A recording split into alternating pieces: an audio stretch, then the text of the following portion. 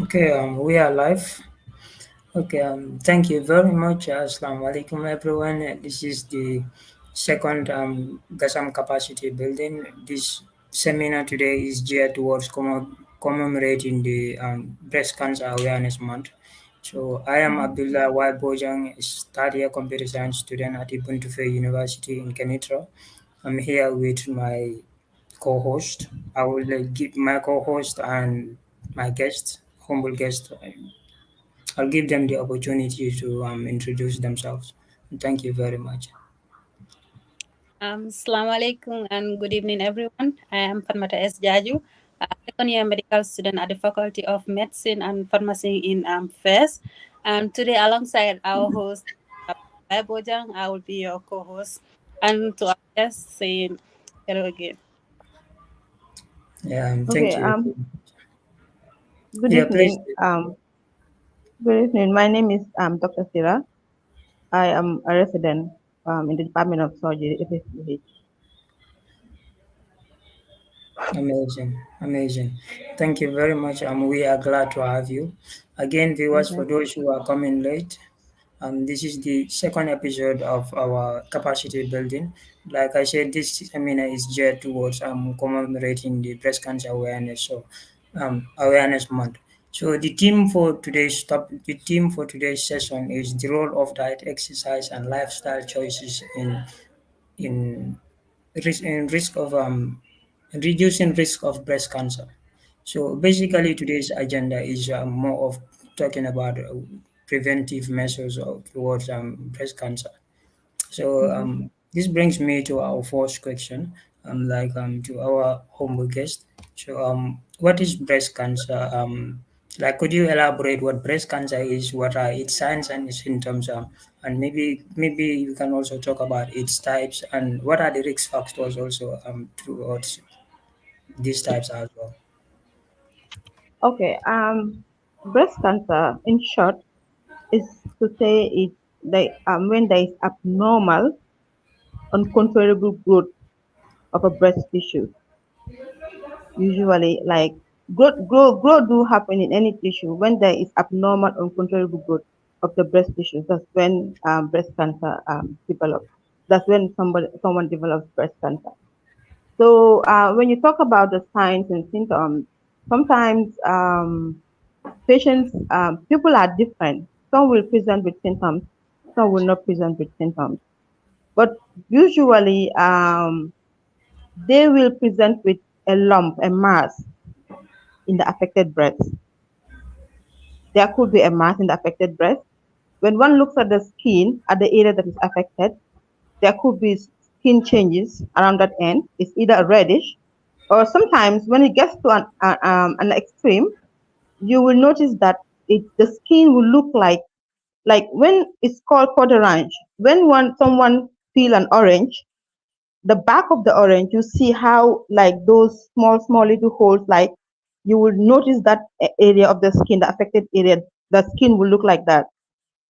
And then some patients, apart from the breast mass, they could have pain. Not all of them do present with pain, but some of them do present with pain. And then the breast, sometimes some patients will present with swelling of the breast, sometimes they will not. Some of them will present just with the mass, no swelling. And then you could see some of them will present with um, discoloration of the nipples. Either it could be an ulcer or just a discoloration with nipple discharges. So some will tell you that like their nipples they're having bloody discharge. Some will tell you there's something yellowish thick discharges. People are different. They present differently. Basically, these are the commonest symptoms they present with. When it comes to the risk factors, you have two. They are categorized into two.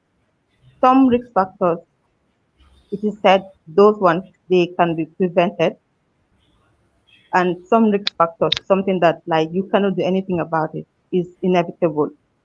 Okay, I will talk about the ones that one cannot do anything about it and the ones that like one can prevent. The risk factors that something that is there you cannot really prevent. Number one, you have being a female. being a female is a risk factor of breast CA. As long as you are a female, you have the risk. That's a risk factor of breast CA. So apart from being a female, you look at the reproductive history. Um, Research shows that women that um, attain menarche, that is seeing their first menstrual period early, and those that get into menopause late.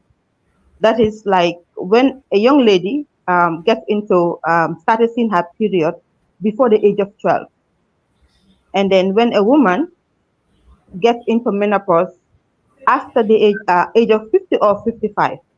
This is due to prolonged exposure to the estrogen hormone, which is said it influences the risk of developing breast CA. So another risk is what the other is family history. When there is a history of breast cancer in the family, is another risk factor. And then basically those are the most common risk factors when it comes to risk factors that one cannot really prevent it, uh, like avoid or something like that.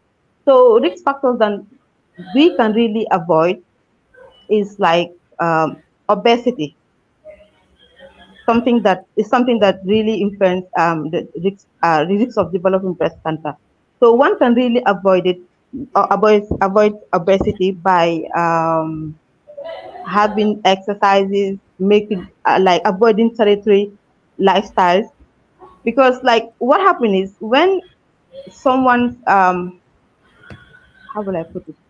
When someone gain weight, like you're obese, you have excess of fat tissues in your body. What usually happens is those fat tissues produces estrogen, and that estrogen also, like I said before, influences someone's risk of developing breast cancer. So apart from obesity, alcohol also is also another risk factor. Like I said, when you consume alcohol, it metabolizes. When it metabolizes, what happens? The product is estrogen-like. So it's all part of the influencing the risk of someone developing breast CA. Another thing is a hormone replacement therapy. You could see some women at the age of menopause would like to take hormone replacement therapy. They have the two types of hormone replacement therapy, the progesterone and the testosterone and the estrogen combined. Another one is only just estrogen. So women, postmenopausal women do take it to reduce the symptoms of menopause. Menopause alone comes with its own symptoms. So some women will just rather take it to reduce the symptoms of menopause. And by doing that, you are exposing yourself to the risk of developing breast CA. Another risk factor that um, is like exposure to radiation, X-ray or radiotherapy. You could see some people like having to go through X-ray because of like indication. Yeah, they need to do X-ray as a form of investigation. Or sometimes you will see some people who have cancer, another type of cancer, and they have to undergo radiotherapy.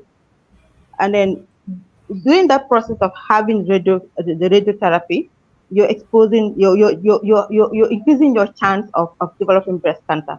You will see some women, they have a cancer of the right breast while they are going through radiotherapy. They also increase the chance of developing cancer on the left breast. These are all risk factors for breast CA. Thank you for that, Dr. Sirra. I think it's good that we have this seminar right now because there are many people that they only heard about the breast cancer or maybe see posters about it because since it's Pink October.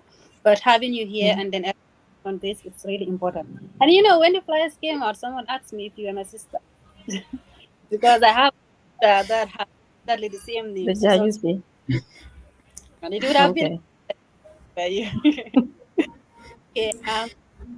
Considering most people they feel insecure to talk about issues like this, like put in a way us Africans, there are certain topics that we are not comfortable sharing maybe with our children. Can you Mhm. elaborate on some of the general misconceptions that relate to breast cancer in our society? Mm.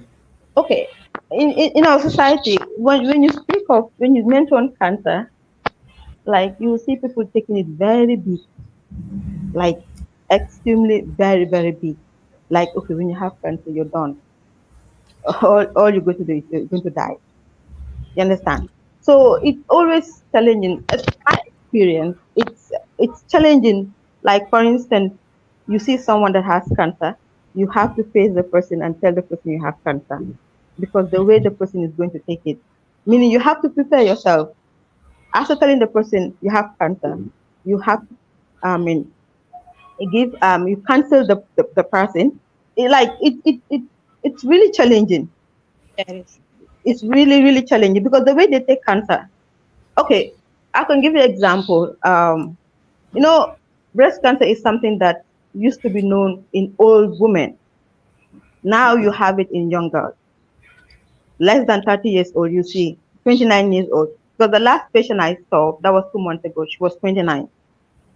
Yeah, Oh yeah. just from the symptoms, just from the way she presented, the suspicious, like that is cancer until proven otherwise. But you need to do some investigations to like confirm your diagnosis. Like it took me hours before I could tell her that you have cancer. She was there with the mother. Like I could imagine the reactions. The way people take cancer is very bad. Sometimes I think it's the perception people have it, like people that even have cancer, the way they think about it kills them faster than even the cancer.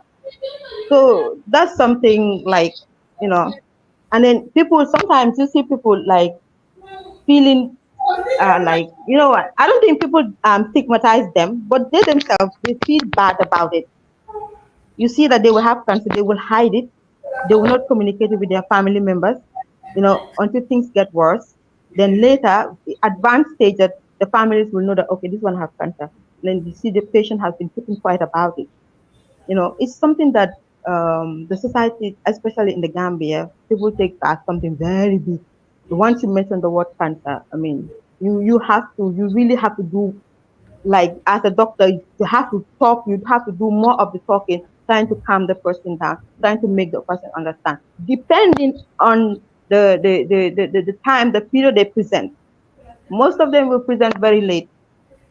You know, the Gambian society is known for, like when you're sick, you have to go to the Marabu first before you go to the hospital. So when they go to the Marabu, they'll be there wasting time. The cancer is getting advanced, and then by the time they come to the hospital, they're already bad, and they expect you to perform miracles. Yeah. So you have to think, how do I put this patient under escort and tell them you have cancer and the cancer is advanced? It's challenging. It's really Very, challenging. But another day, like we just have to do it anyway. yeah. Yeah, amazing, amazing. I mean, this tells us how difficult it is as doctors, not just the job, but also like facing them to tell them like you have cancer. Like it's very interesting, like to narrow things down to Gambia's level because having to see we are all Gambians, we know the mentality we almost everybody Mm-hmm. has. So it's interesting to kind of talk about Gambia in particular. Yeah, this even brings us to our next topic, which is our next question, which is the preventive measures. But before that as well, it's also very interesting, especially when you talk about people going to Marabos first or like having to hide having to hide the problem they have before coming to us doctor. I think we need like proper sensitization to tell people that Sensitization. you really need to go to doctors first, no matter what. They should be your first hand solution. Yeah, thank you Mm-hmm. very much. Fatma, do you have any comment, my co-host? Yeah, I think about the when she mentioned the Marabo part, that one makes like majority of the Gambian concept, considering like when you start to see certain changes on in your body, the first thing that most people think of like some like people are after me or something like that, Mm-hmm. so they should go to Mm-hmm. the Marabos to like have maybe like a cure, or maybe they want to confirm the things in their mind, because sometimes you have that in your mind that you have to confirm that okay, I feel this, maybe somebody needs to tell me this is what is going on. But I think if you see something changes and it's like affecting your health a little bit, it's more advisable to see a doctor before seeing anybody else. So yeah, it's really good that you brought out that topic. Yeah. Amazing, man. Thank you. Thank you very much. And for me, one of the Yeah. most interesting part of the cancer misconception is like for us males, like most of the time we barely consider us also, being affected somehow with breast cancer as well. So we kind of most men kind of just term it as a women's disease or sort. So I Yes. think you need to also be very careful on that. Like it does not mean only women could contract Yeah. the Men disease, too but do have. Yeah. yeah. Thank you very much. Men too do have it. Though it's not very common in men, but they do present with breast cancer. In Okay. medicine, you can never say never. Yeah. Yeah, exactly. That's Thank okay. you very much. So that brings us to our third question, which is how do we prevent breast cancer, and what are some possible preventive measures that we can take towards it? Okay. Preventing breast cancer, like you can Yeah. put it in different stages. One, one can do self-examination first. Self-breast examination, which is very important. Perhaps every 3 months is just as easy as standing in front of a mirror and then start examining your breast. Like it's very easy. I can just do some demonstration. I hope they will not. I can still say it. I hope they will not understand. But self-examination is the first step in breast prevention. That is doing it by yourself at home, perhaps every 3 months. If you see anything that you don't understand, persons should not waste time, but rather rush to the hospital. Let the doctor clarify what is that instead of sitting home assuming this is not this is that and this or is it not that or this. So first thing to self-examination is when one wakes up in the morning, you expose your two breasts. Look through the mirror. First, you have to put your two hands on your waist, or you raise your hands up. This is to tense the breast muscles. If there is any mass inside the breast, it will probably show. After raising your hands up or tensing your breast muscle, your muscles, that is the chest muscles, pectoralis muscles, by holding your waist. After doing that, you can use your hand. If you want to examine the right breast, you use the left hand. If you want to examine the left breast, you use the right hand. So the breast is divided into four quadrants. The upper inner, the upper outer, the lower inner, the lower outer. Then you have the nipple side. But mind you, you have the breast tissues up to the level of the axillary region. Important here at the armpit, you could have breast tissues that extend to that end. So one can start palpating. I want to palpate my left breast. I can start anywhere, but wherever you start, it has to be sequential.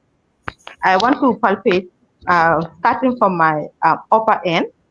I will start from upper in, upper out, or upper out, upper in, then goes down. But one has to do it with your fingers, this side of the fingers. It is this side of fingers that you can have a bit strength to push against your chest wall. So you can just palpate it like that, go around wherever you start, however you started, it's okay. But make sure you palpate in a way that you'll be able to feel any mass, if there's any mass there, by using this side of your hand around the end of the finger. And then if you palpate all the quadrants, you get to the nipple region and palpate around that end. One can also use your two fingers and try to squeeze your nipples and see if they have any discharge. After doing that, you have to go further and palpate. As I said, you have breast tissues up to the armpit. You understand? You have to go palpate onto the armpit region. So when you get to the armpit too, try to palpate. If you could feel any lymph node, it's easy. Just go like also the around that end, the armpit region you have is divided into some portions, some areas. So you just go around. Anyhow you can do it. Just make sure you do it very well as I demonstrated. One, two, three, four, and five. Not palpating any mass does not mean that you will not palpate lymph nodes. Because if the breast is affected, most likely, if it gets to some stages, it will eventually affect the lymph node. You will start having swollen lymph node. You do the same thing to the right breast and get to the level of that area and try to palpate for the lymph node. It's good for one to be doing that every 3 months, if possible. And then also to do mammogram, which is also very important. But mind you, I forgot to mention one thing. Factors as part of something that you cannot prevent. I forgot to mention too. Dense breast tissue. Okay. Some women, naturally, they were born with it. They will come with they will have very dense breast tissue, big breasts. Also, that's a risk factor. And also, benign breast disease can also proceed to malignant, like the fibroadenoma and the like. I also forgot to mention that. So, for instance, you can do mammogram, but mammogram too, people with very dense breast issues, it's not possible for the mammogram to detect anything. So, if you have a normal sized breast, you can do mammogram often, perhaps every 6 months or something like that, every year or every 6 months. But if you have a very dense breast tissue, sometimes too, self-examination because of the size of your breast is difficult. One can visit the doctor frequent to do ultrasound scan because the nature of the breast, one tend to do mammogram, it might not show anything. You have to proceed and do ultrasound scan. Or if one detects anything abnormal, no matter how small it is, one has to rush and then do ultrasound scan.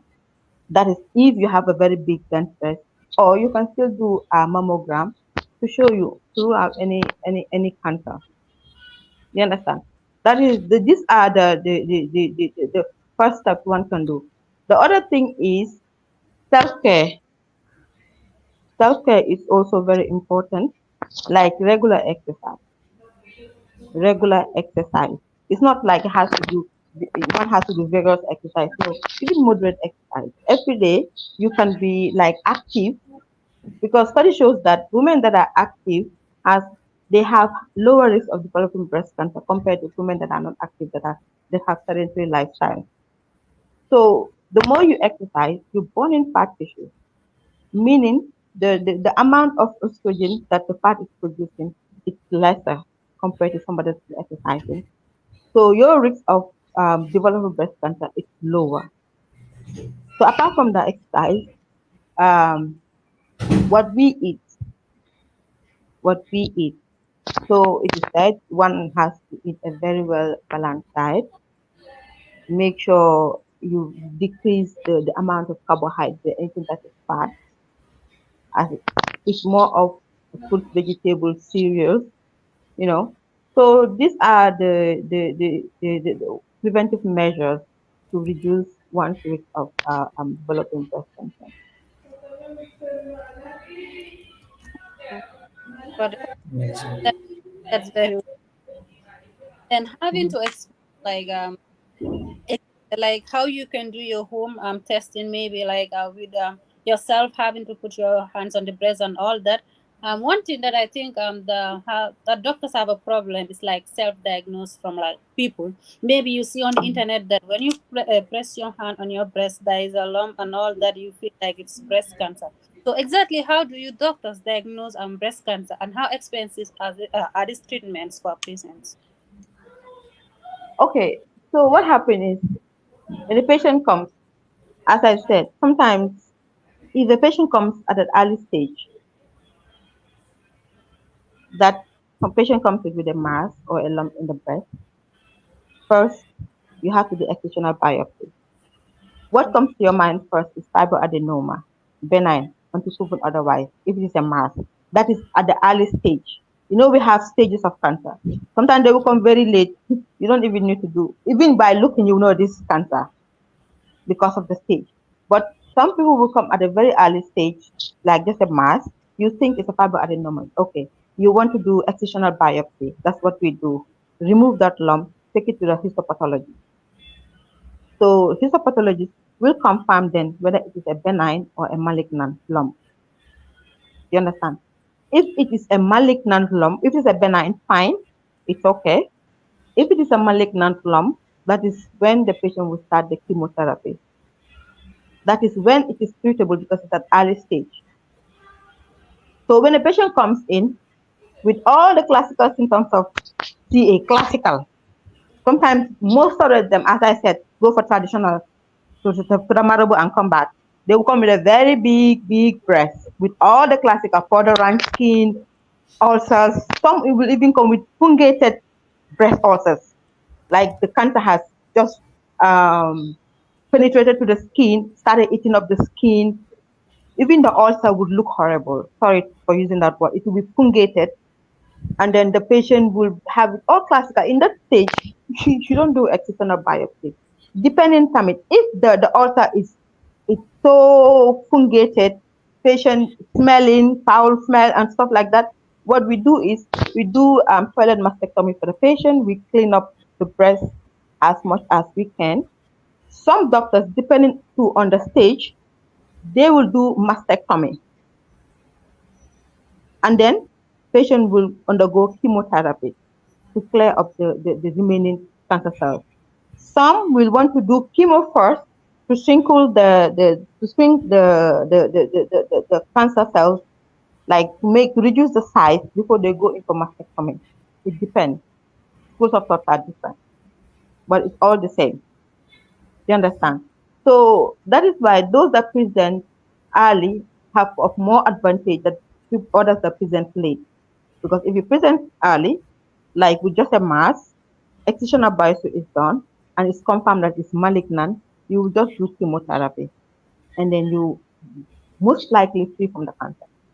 Different from somebody that comes in when it metastasizes. Because usually when it started getting big, it will metastasize. So we see some people metastasize to the spine, they will not be able to walk again, metastasize to the brain, they will present with lymphedema. It all metastasizes. At that stage, it is already advanced.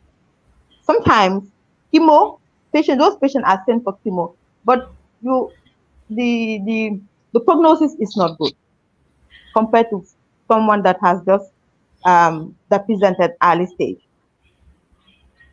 It depends on the stages there. So you approach the cancer based on the stage the patient are presented. But it's always easier when you present early with a mass. With that case, though, it is curable. At that stage, you can cure the cancer. But if it's already metastasized, one cannot do much. Even the chemotherapy is just to help, like hoping, but then the prognosis is already bad. It's already bad. And Amazing. what about expenses? Hmm? I What mean about? Excuse me.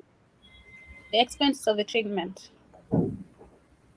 Well, in the Gambia here, if it's TH, it is not expensive. I don't think so. I don't know how much. Okay, the only challenge um, patients do have is the chemo drug. That is the only challenge. Sometimes it's difficult to have it. Sometimes patients will have to get it from Senegal. The cost, I am not sure because I've not. But sometimes we do have the chemo drug at this age. But sometimes we run out of it, and then patients have to go to Senegal and buy the chemo and come. Apart from that, I don't think it's that expensive. Chemo drugs are the only challenges. That's good to hear. I think Yeah. that's the I think most of this month we have free screening, which is like an advantage for you to go and get free screens on most of these hospitals, which is an advantage to all of us. And then passing to my host Stable, have anything to add on to that? Yeah, thank you very much. For me, first, I would like to remind everybody, like she said, like self-assessment is very important. Like even just at least every 3 months, assess yourself. Get to see, if you are unfortunate to have it as well. Just don't be pressured in any way, as she said as well. Like thank you very much about that. Especially about So, mm, sorry, yeah, continue. okay, I want to mention something. I think it's an opportunity to say it here. Okay. because I've seen it frequently, especially with young ladies. I noticed one thing: they will present with mass in the breast, like fibroadenoma, kind of. They will have it done anywhere else, I don't know, and then they will have a recurrence of that coming to FSCH, and then you ask them, the first that one was removed. Did you do any? So it's important wherever you, when you have a fibroadenoma, wherever it is removed, request for um that mass, that whatever that is removed from your breast, and then you have to send it to the histopathologist before it's laid. That one could have been a cancer, removed, discarded, and then it didn't get to the histopathologist, and then you have a recurrence. That recurrence, it shows that it's getting bad. While if that person had sent the sample earlier to the histopathology before the recurrence occurred, that person could have had chemotherapy before even there's a recurrence. So you do see frequently young ladies, especially with young ladies coming. I had the breast mass, I did the excisional biopsy somewhere, and then they will never do a histopathology. They will never send that sample to the histopathologist to determine whether it's a benign or malignant. And I always put emphasis whenever I see that wherever you have a breast surgery, anything that is removed from your breast, you request for that one, and you make sure you take it to the histopathologist in Banjo or wherever you can have it, so that they will know what exactly that is removed from your breast before you assume that it's a benign, where it's a malignant, and you come back with recurrence. Then it's already bad. So it's something that I really, if ladies could always put that at the back of their minds, and they will never forget. And then wherever it happens, let them request it. Wherever they remove it, let them request it, and they take it to the histopathologist. Yeah. Amazing, amazing. I mean, that's it's a very good advice, because for me personally, I've seen many people, like when something just happened to them, they just rush to a nearby, private clinic, just hoping to get things done, just like that, and then they will just move on. Yeah, and Mhm. basically, in most scenarios, there is not much proper documentation, to an extent that if they need to maybe further their treatment elsewhere, they would even have to come back to the clinic, and even so, records might not be kept that Mhm. might not be accessible to that extent. Also, Okay. you've mentioned a very important point, and that is exercising as well. Like besides self-assessment, exercise is also very important, which even brings us to our question. I could say the focus of our discussion today, which is the role of diet, exercise, and lifestyle choices towards breast cancer. So, like, could you maybe elaborate what are some of the some of the lifestyle choices that maybe could worsen or maybe increase our risks in breast cancer, in contracting breast Mhm. cancer? Okay. Like I mentioned earlier, Yeah, like sedentary lifestyle, not being active, not exercising, consuming alcohol, drinking alcohol, which is also another thing that's very bad. Smoking. Smoking doesn't only cause breast cancer, it causes so many cancers. It's a risk factor for so many cancers. Yeah. So, and then not eating healthy, you know. So, because if you're not eating healthy, you're not exercising, you're digging your own grave. So, that's it. Basically, that's it. So, that's it. Exercising and all others. Sorry, excuse me. One is on the phone. it's okay. Mhm. Yes.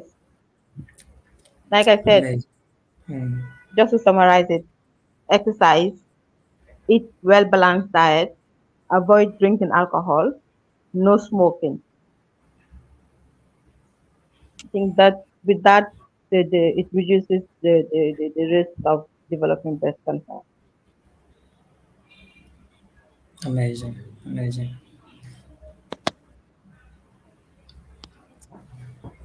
Yeah, thank you for that. I think that's like a good thing for our audience to know exactly what need to be done. That's not like hard, very hard, because exercise is something that you can do even in your room. Like maybe take a Mm, few minutes of your time every day to just make mm, a little bit of exercises.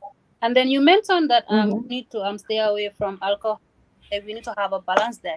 Like exactly, is there a mm. particular type of diet that can like fight more, or like breast cancers more? Maybe like a particular class of food that we need to take in regularly to make sure that we are a bit safe from breast cancer.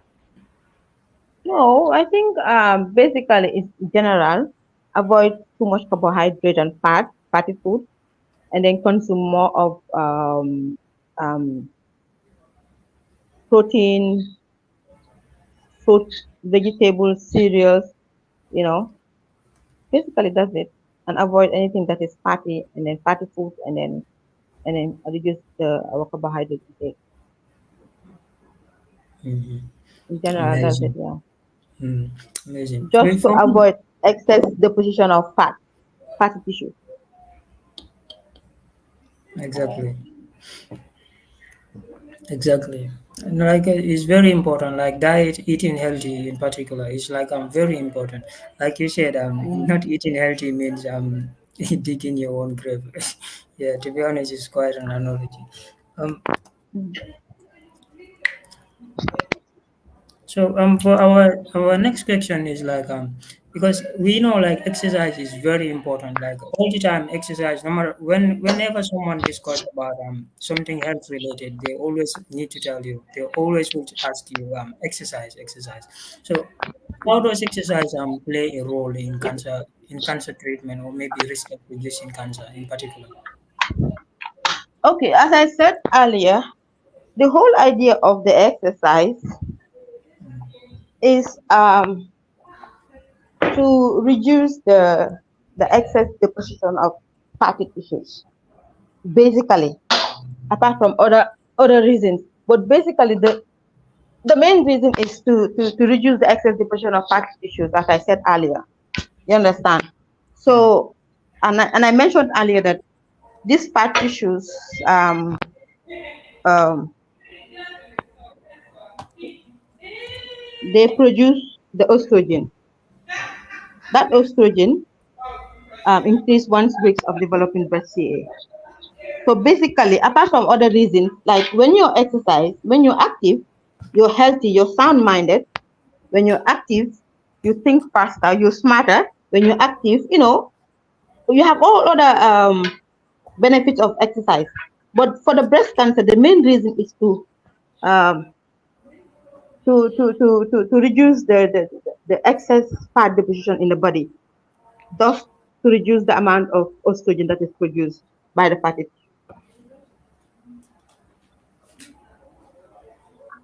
You're Yeah, correct. basically that's it. Yeah, because I mentioned earlier, these fat tissues they produce estrogen. That sex hormone has a very high influence in risks of developing breast cancer. So apart from other benefits of exercise with breast cancer, this basically will reduce the deposit of excess fat tissue. Amazing. Thank you. I think that explains most of the questions that we have on regarding to our diet and what we eat. And then to Mhm. our next question, I maybe like you explain to us what is the relationship or the link between these birth control pills and breastfeeding in breast cancer prevention from I mentioned, I forgot to mention one of the risk factors. I forgot.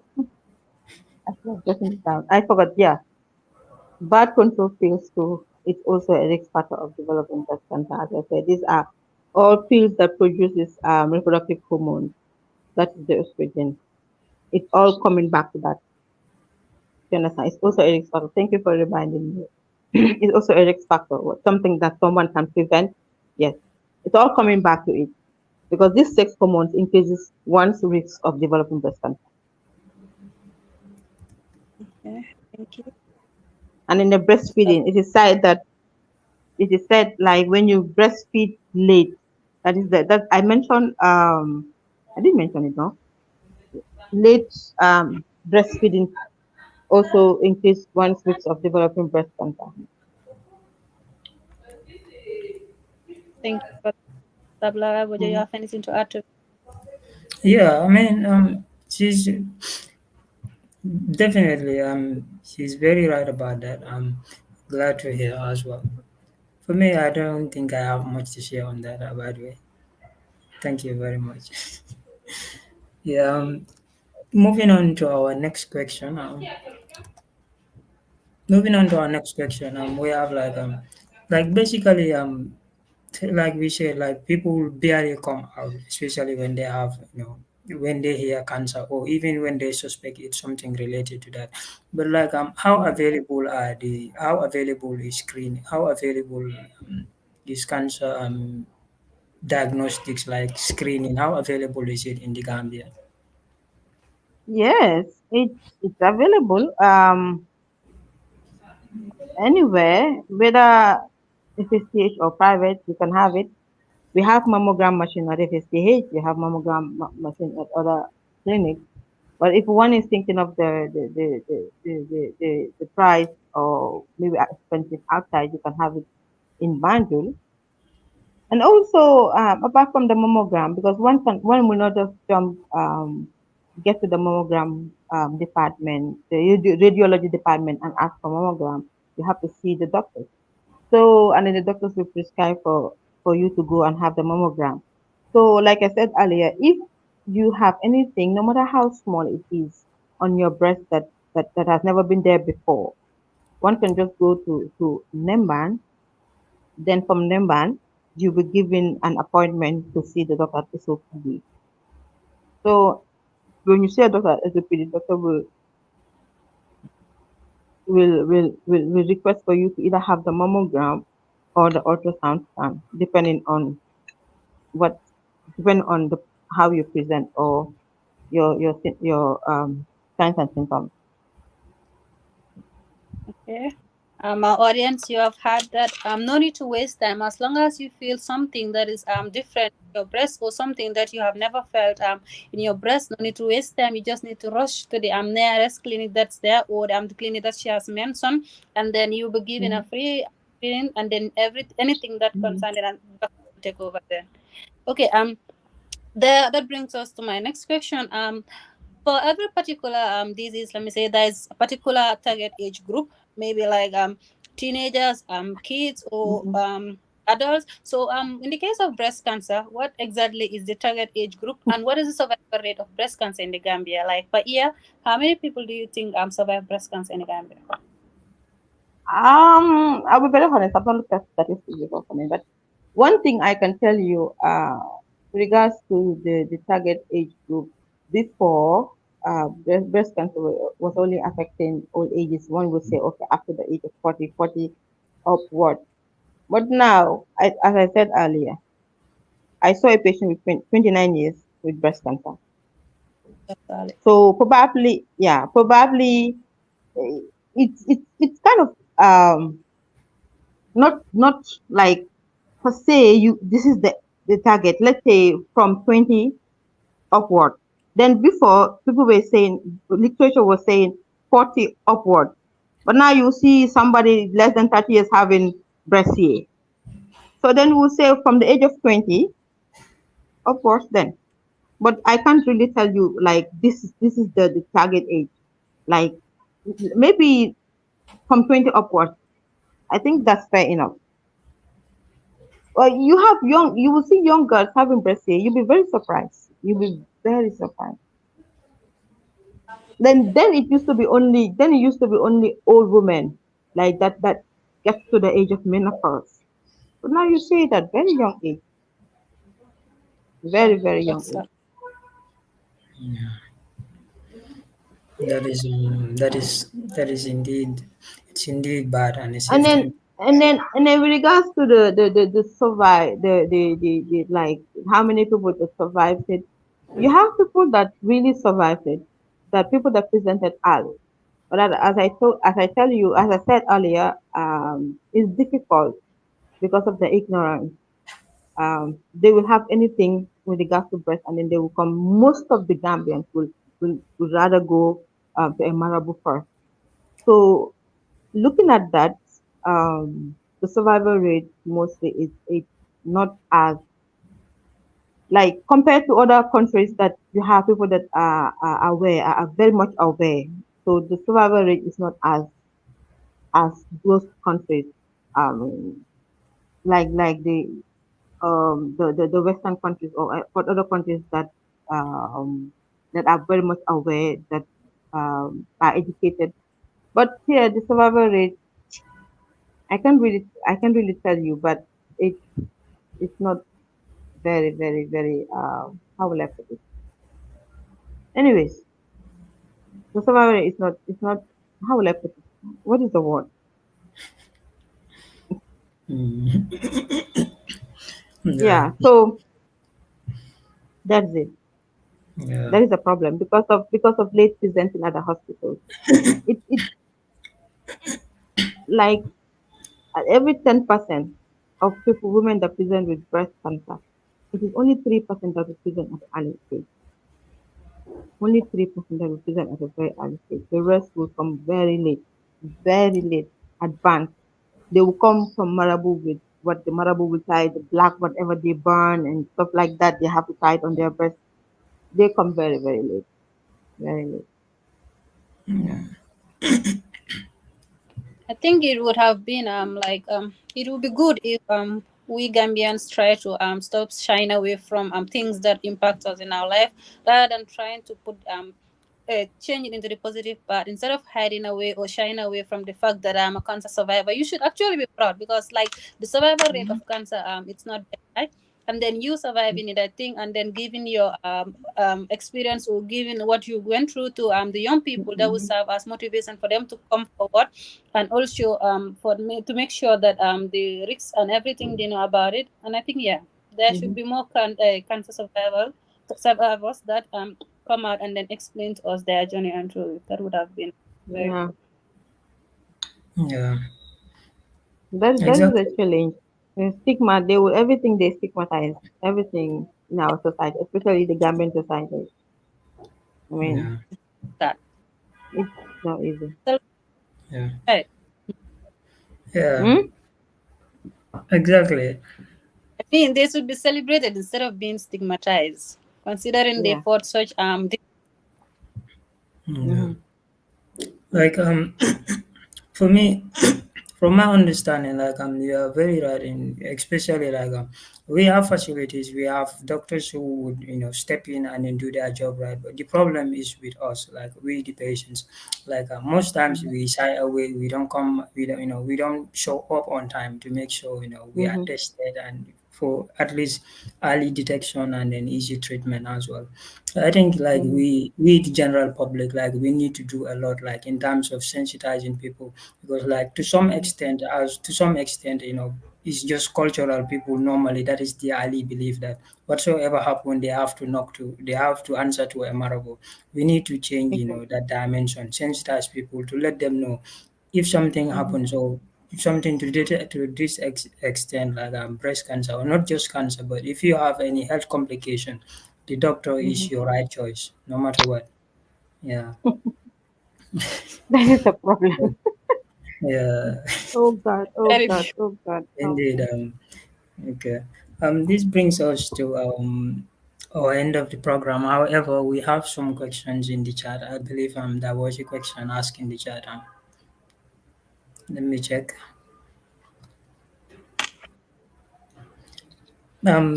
Before then, do you have anything to add, Fatmata? actually no, honestly, I think most of the things that concerns the breast cancer or the things that we have have been explained very well by Dr. Jaju, and which is good actually. So, and I actually learned a lot from it because there are certain things maybe I heard from elsewhere that were like misconceptions, which she clearly cleared out for us, and which yeah, it's good that we had this session because I had to learn a lot as well. Yeah, exactly. It was brilliant for me. For me, the part that's really shocking for me is like people coming in late, like to be specific, like is Exactly. she just left.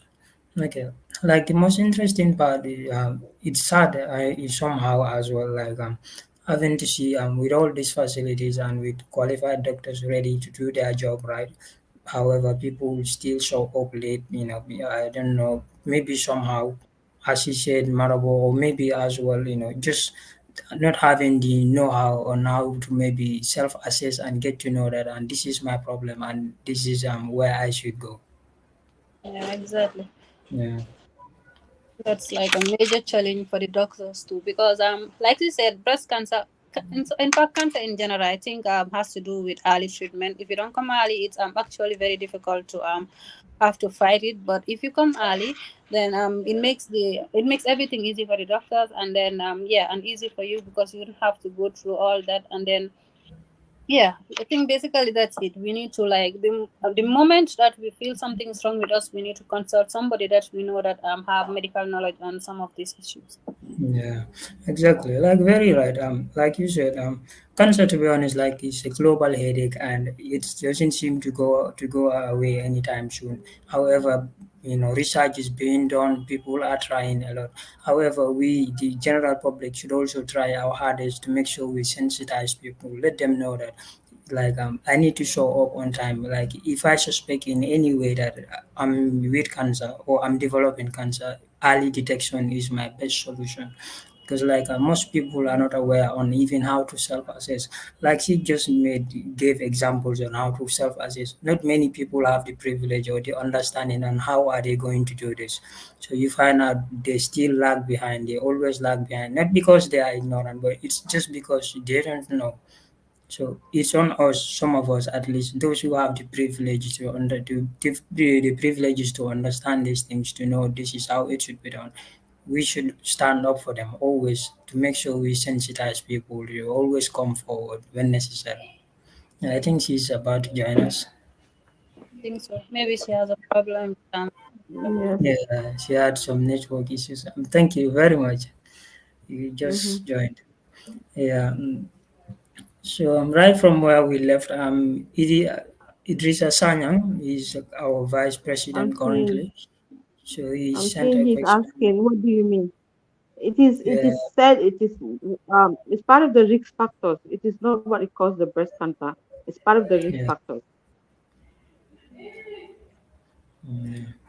I guess Idi, for your point question to be clear, it's not like a cause of cancer, but it's part of the risk factors of cancer as well.